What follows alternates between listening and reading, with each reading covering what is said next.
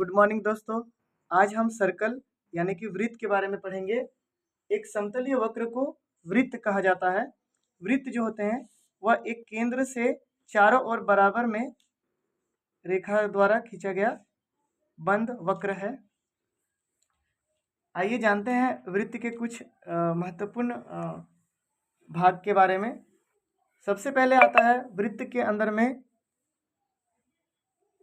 एक बीच में बिंदु आता है जिसे हम केंद्र कहते हैं। बीच के बिंदु को केंद्र यानी कि सेंटर कहा जाता है। वृत्त के चारों ओर ये जो बाउंड्री घूम रहा है, ये बाउंड्री वृत्त का परिधि कहलाता है, जिसे हम इंग्लिश से सरकमफेरेंस कहते हैं।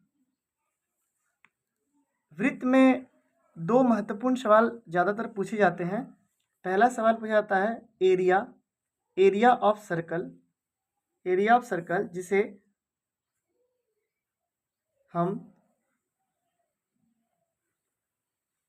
वृत्त का क्षेत्रफल के नाम से जानते हैं। वृत्त का क्षेत्रफल, जिसका फॉर्मूला होता है पाई आर स्क्वायर।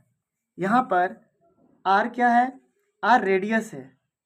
जैसे ये कोई सर्कल है, केंद्र से जब हम एक लाइन खींचते हैं सर्कल के पास, तो यहाँ से जो लाइन बनता है इसको हम लोग आर यानी कि रेडियस कहते हैं। रेडियस को हिंदी से त्रिज्या कहा जाता है। इस रेडियस का उपयोग हम लोग इस फॉर्मूला में आर की जगह पर करेंगे। तथा पाई जो है, पाई का मान होता है 22.22/7। इसे हम पॉइंट में अगर लिखें तो 3.14 होता है। जब भी प्रश्न पूछा जाएगा तो 3.14 अगर लेना होगा तो वो लिखा हुआ रहेगा प्रश्न में, और अगर प्रश्न में कुछ भी नहीं लिखा हुआ रहे तो हम 22/7 को ही लेंगे। दूसरा सवाल पूछा जाता है circumference of circle. Circumference of circle यानी वृत्त की परिधि। इसका फॉर्मूला होता है 2πr, जहाँ पर पाई का मान मैंने बता दिया कि 22/7 और 3.14 भी दोनों ले सकते हैं। r वृत्त की त्रिज्या यानी कि रेडियस है और 2 दिया हुआ है। इस तरह से हमें दो फॉर्मूला मिल चुका है जो ज़्यादातर पूछा जाता है इनसे सवाल। तीसरा सवाल पूछा जा सकता है, जैसे एक सर्कल है और इस सर्कल में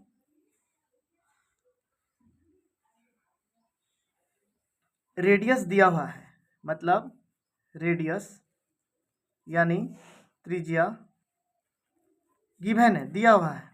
अगर त्रिज्या दिया हुआ है और डायमीटर पूछे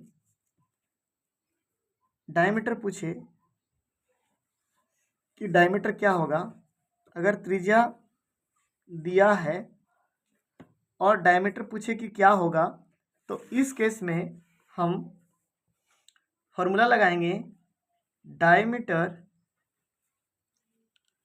बराबर होगा 2 गुना रेडियस। अगर इसे शॉर्ट में लिखा जाए तो छोटा d बराबर 2 इंटू स्मॉल r, या फिर d इक्वल टू 2r, ये भी फॉर्मूला लिख सकते हैं। यह महत्वपूर्ण है। चौथा, आपको डायमीटर दिया रहेगा, डायमीटर दिया है और आपसे रेडियस पूछेगा कि रेडियस क्या होगा। ऐसा केस में आप फॉर्मूला लिखेगा रेडियस बराबर डायमीटर डिवाइडेड बाय 2। इसे शॉर्ट में लिखा जाए तो r इक्वल टू d/2। यह फॉर्मूला, अगर हमें डायमीटर दिया हुआ है और रेडियस निकालने बोला तो डायमीटर को कर देंगे आधा, तो मेरा रेडियस निकल जाएगा। आइए कुछ और चीज वृत्त के कुछ भाग के बारे में समझते हैं। ये वृत्त है।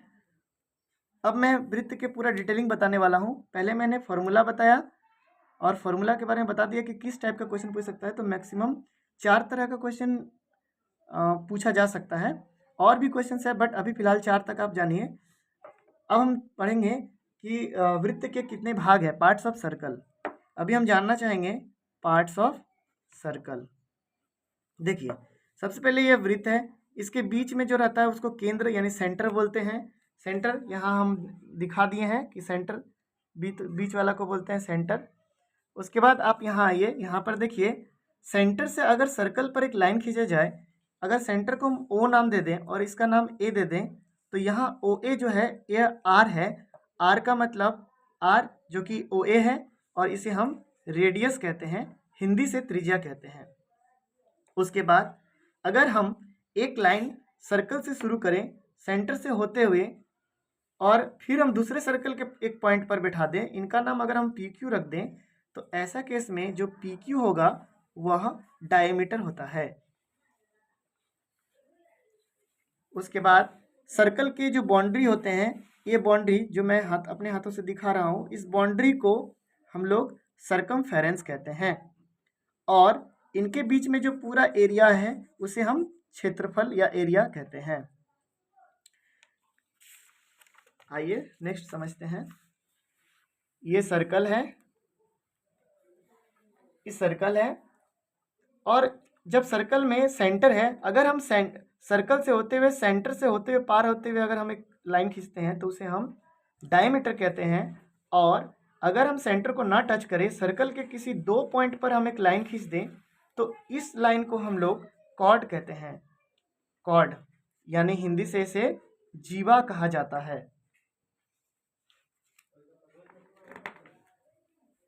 अगर मान लीजिए आपके पास एक चूड़ी है और ये चूड़ी टूट गया, तो टूटेगा तो कैसे टूटेगा, इस टाइप का बनेगा। तो ये जो टूटा हुआ भाग है इसको हम लोग आर्क यानी कि चाप कहते हैं, और सवाल जाता है।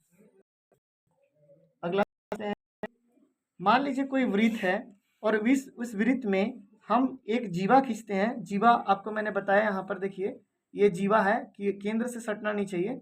तो ये जीवा जो है, इस जीवा खींचते हैं और इसका जो पूरा एरिया होगा यह वृत्तखंड कहलाता है। इसको हम लोग बोलते हैं वृत्तखंड। इंग्लिश में सेगमेंट कहते हैं, सेगमेंट कहते हैं।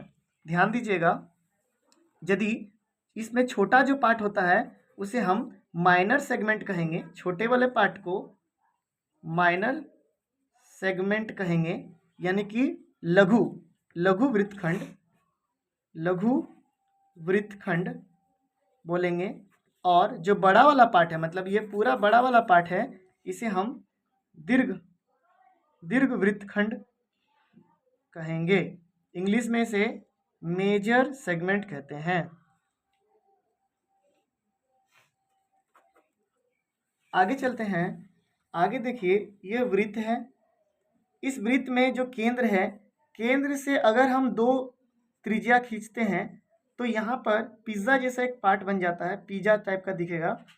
ये जो पार्ट, इस पूरे पार्ट का जो एरिया है इसको हम लोग त्रिज्य खंड कहेंगे, क्योंकि त्रिज्या से बना हुआ है तो इसलिए त्रिज्य खंड कहेंगे, त्रिज्य खंड बोलेंगे। अगर इंग्लिश में बोला जाए तो इसे हम सेक्टर बोलते हैं, सेक्टर। अगर पूरी तरह से बोला जाए तो वृत्त का त्रिज्य खंड या सेक्टर ऑफ ए सर्कल। अब इसमें भी आप ध्यान दीजिए, इसमें भी दो पार्ट है, एक छोटा पार्ट और एक बड़ा पार्ट। छोटा पार्ट को हम माइनर सेक्टर या लघु त्रिज्यखंड कहेंगे, और बड़ा पार्ट को हम मेजर सेक्टर या दीर्घ त्रिज्यखंड बोलेंगे। त्रिज्यखंड यहाँ लिखा हुआ है, उसको आप देख के समझ सकते हैं। आइए कुछ बातों को हम लोग याद रखते हैं, कुछ बातों को सीख लेते हैं। कुछ बातों को हम लोग याद रखना है। क्या याद रखना है? पहला, वृत्त का जो है केवल एक केंद्र होता है। कोई भी वृत्त होता है तो उसका सिर्फ एक केंद्र होता है। वृत्त की त्रिज्याओं की संख्या अनंत होती है। देखिए, वृत्त के अंदर में जितना भी आप त्रिज्या खींचना चाहेंगे खींच सकते हैं, यानी वृत्त की त्रिज्याओं की संख्या क्या होती है? अनंत होती है। मतलब अनंत मतलब बहुत सारा खींच सकते हैं। वृत्त की सभी त्रिज्याएं बराबर होती है। अगर मान लीजिए आप यहाँ से एक रेडियस खींचे हैं, त्रिज्या खींचे हैं, यहाँ से भी खींचे हैं, तो दोनों आपस में बराबर हो गए। यानी कहीं भी आप खींचिएगा अनंत त्रिज्याएं खींची जा सकती है और सब आपस में बराबर होती है। वृत्त के जो व्यास होते हैं वो भी अनंत होते हैं, आप कितनों भी व्यास खींच सकते हैं। वृत्त के सभी व्यास आपस में बराबर होते हैं। वृत्त की जीवाएं अनंत होती है। वृत्त के अंदर जो जीवा होते हैं, जैसे आप वृत्त खींचे हैं तो सेंटर से नहीं टच करेगा, यहाँ देखिए, यहाँ खींचिए, यहाँ खींचिए, यहाँ खींचिए, तो अब अनंत खींच सकते हैं वृत्त की जीवाएं। आगे मैंने बता दिया है कि वृत्त का व्यास निकालने के लिए क्या करना पड़ेगा। तो देखिए वृत्त का व्यास, देखिए डायमीटर जो होता है ना, इसको हिंदी से व्यास कहा जाता है।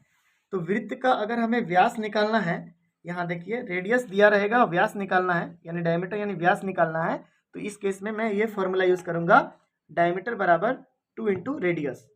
और अगर हमें वृत्त की त्रिज्या निकालना है तो डायमीटर दिया रहेगा, तब त्रिज्या निकालने बोला जाएगा, तो त्रिज्या का फॉर्मूला होता है डायमीटर बाय 2।